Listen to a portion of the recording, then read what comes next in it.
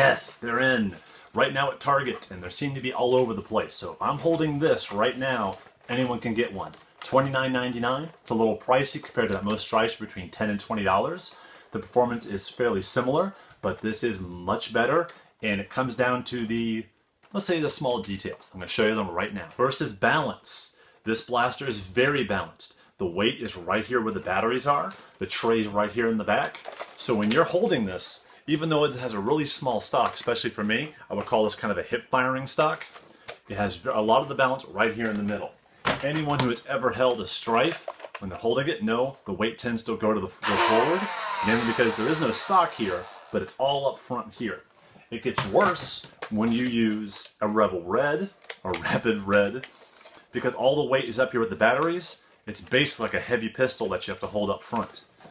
For the modulus, yes, dead space. All this sucker right up here. All basically Strifes. All the weight's up front. This is the most balanced, easiest to use. That means your accuracy is going to be a little bit better. You don't have to worry about putting too much power into it. It's also going to make it easier to dual wield them. Performance, yes. This performance from this blaster is better than the stock Strife by about 15%. Where this shoots low 60s, this shoots high 60s up to around 70 feet per second out of the box.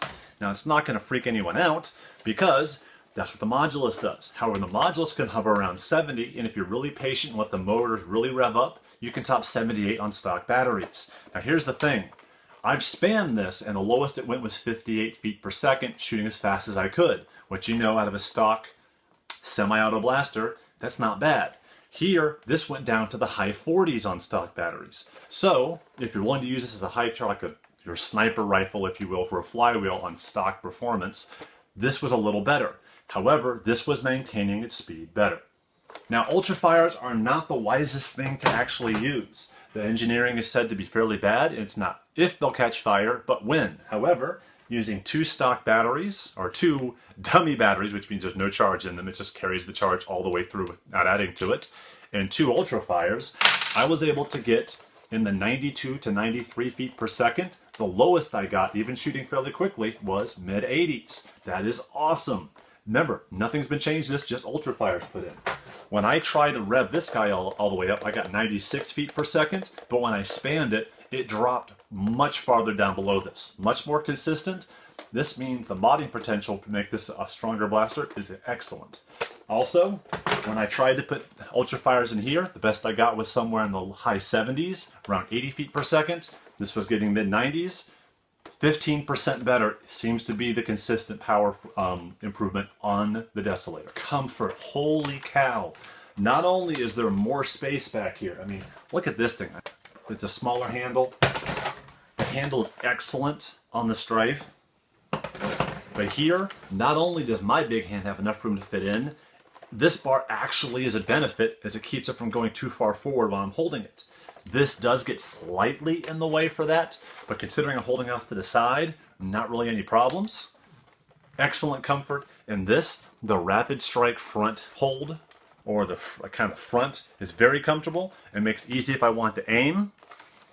I don't see any reason to ever go back to wanting a rail down here just for some kind of Picatinny grip, so you can aim like this. I much prefer this hold up front.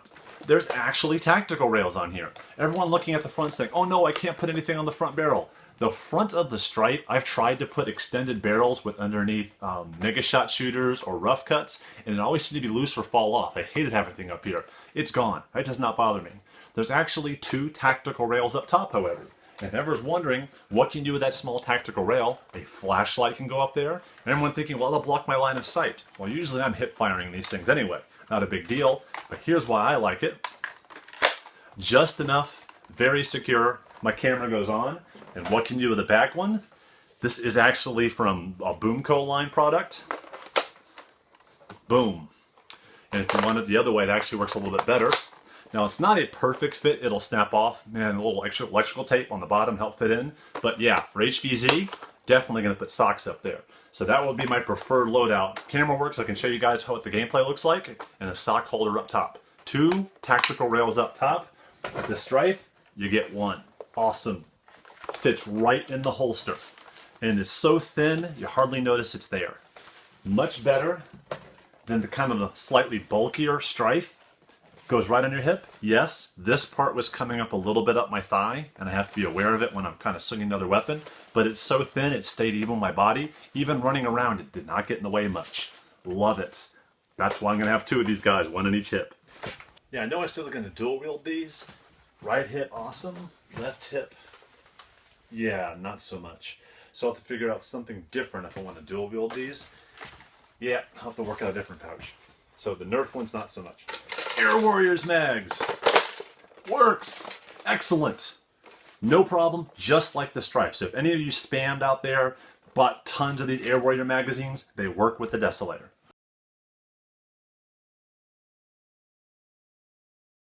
Is that while the Strife came with a 6-shot clip, the Strife comes with a 10-shot, and it looks awesome. Has the nice grip at the bottom.